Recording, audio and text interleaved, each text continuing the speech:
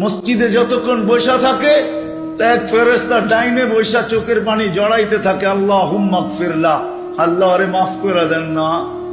আল্লাহ বলে তোরা তো আইলো গেল কি, আপনার ঘরেই তো বের হইছে, আমাকে জিজ্ঞাসা করেন কেন তোর দিলে এত ব্যথা কেন?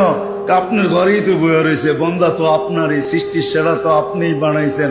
ও যদিও না কান্দে তো আমি ওর পক্ষ হয়ে একটু কান্দতেছি, অসুবিধা কি?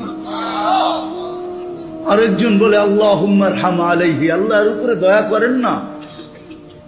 আপনার ঘরে বসে রইল, তারপরে যদি দয়া না করেন তো বাজারে গেলে করবেন, ওটা তো দয়ার জায়গাই না।